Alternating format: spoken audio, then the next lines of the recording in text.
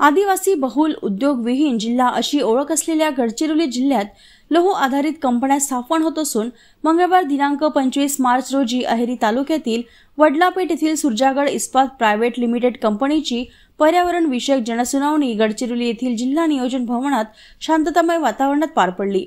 यावेळी उपस्थित नागरिकांनी आपले मनोगत व्यक्त करताना प्रदूषण दूषित न करण्याच्या सूचना देण्यासह इतर सोयी सुविधा व स्थानिकांना रोजगार देण्याची अपेक्षा व्यक्त केली। जिल्हाधिकारी कार्यालयातील नियोजन भवन येथे जिल्हाधिकारी अविशांत पांडा यांच्या अध्यक्षतेत ही पर्यावरण विषयक जनसुनावणी पार पडली।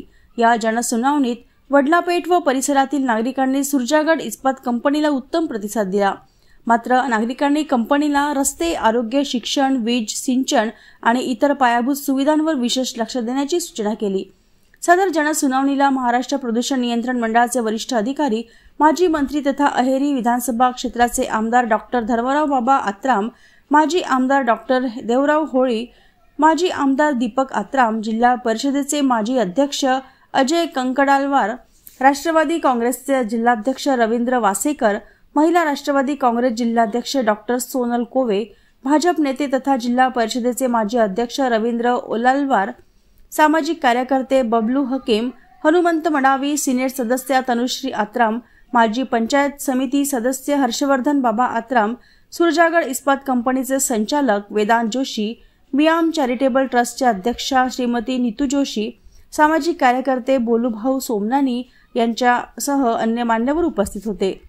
या जनसुनावणीत ग्रामपंचायतीचे सरपंच, उपसरपंच, ग्रामपंचायत पदाधिकारी, पोलीस पाटील आणि स्थानिक नागरिकांनी सहभाग घेतला। त्यांचे महत्त्वपूर्ण विचार आणि मते मांडल्या गेली, ज्यात कंपनीने सामाजिक उपक्रमांवर विशेष लक्ष दिले पाहिजे असे सांगण्यात आले। जनसुनावणीच्या माध्यमातून स्थानिक नागरिकांच्या विविध समस्यांवर चर्चा करण्यात आली आणि त्या समस्या सोडविण्याबाबत सुरजागड इस्पात कंपनीला जागरूक केले। त्यामुळे कंपनीला सामाजिक जबाबदारी निभावण्यासाठी दिशा मिळाल्याचे मानले जात आहे। मागील वर्षी या प्रकल्पाच्या कामाचे भूमिपूजन मुख्यमंत्री, उपमुख्यमंत्री, उद्योग मंत्र्यांच्या उपस्थितीत झाले होते। स्थानिक नागरिकांना जास्तीत जास्त रोजगार मिळाला यासाठी आमदार डॉक्टर धर्मराव बाबा आत्राम यांनी या प्रकल्पाच्या उभारणीसाठी पुढाकार घेऊन आपली जमीनही दिली आहे। वडलापेठ येथील सुरजागड इस्पातच्या प्रकल्पात beneficiation plant, pellet plant, sponge iron plant तसेच इंडक्शन फर्नेस, रोलिंग मिल आणि 150 मेगावॅट क्षमतेचा कॅपिव्ह पॉवर प्लांट होणार आहे। सदर पर्यावरण जनसुनावणीत वडलापेठ परिसरातील खामनचेरू, इतलचेरू, टेकुलगुडा, महागाव, खुर्द, महागाव, भुज, राजपूर, पॅच, बोरी, वांगेपल्ली, चिंतलपेठ, दिनाचेरपल्ली, रामपूर चेक, रायपूर, शिवनीपाठ, येल्ला, शांतिग्राम, चुडगुंडा, जामगाव, टिकेपल्ली, शिंगणपेठ आदी गावातील नागरिकांचा समावेश होता। जनसुनावणीत कंपनीच्या वतीने प्रकल्पस्थळी उभारल्या जाणाऱ्या बाबींसह पर्यावरणाची हानी होणार नाही यासाठी केल्या जाणाऱ्या उपाययोजनांबद्दल माहिती देण्यात आली। याशिवाय नागरिकांच्या शंका सुद्धा दूर करण्यात आल्या। 900 झाडांच्या बदल्यात 1 लाखांचे वृक्षारोपण। या जनसुनावणीत आपले मनोगत व्यक्त करताना आमदार डॉक्टर धर्मराव बाबा आत्राम म्हणाले की हा प्रकल्प उभारताना जवळपास 900 वृक्ष कापावे लागणार आहे। मात्र या 900 वृक्षांच्या नुकसानीपोटी कंपनी 1 लाख रोपांची लागवड करणार आहे। ही कौतुकास्पद बाब आहे।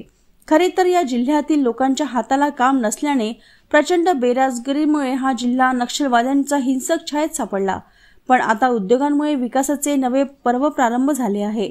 सरकारने जागा उपलब्ध करून दिल्यास अशाच अनेक प्रकल्पांची उभारणी करून रोजगाराची समस्या कायमची दूर करत या जिल्ह्याचा सर्वांगीण विकास करता येईल। येथे इतक्या कंपन्या येतील की काम करणारे लोक कमी पडतील। त्यामुळे सरकारने भविष्यातील प्रकल्पांसाठी जागा उपलब्ध करून द्यावी अशी अपेक्षा त्यांनी व्यक्त केली।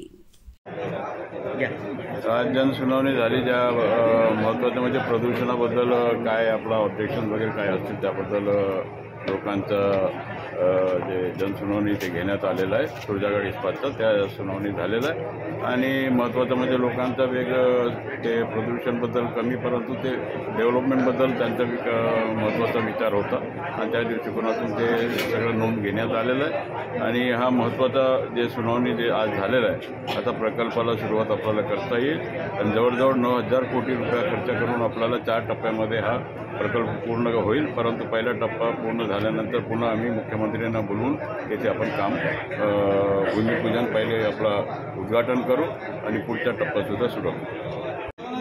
आज की जो जन सुनावनी हुई उसके जो भी लोगों के मत थे वो हम 100% करेंगे. जैसे जैसे हमारा काम बढ़ते जाएगा हम वैसे वैसे CSR एक्टिविटीज़ करते रहेंगे एंड हम बहुत खुश हैं कि सब लोगों ने हमें समर्थन दिया.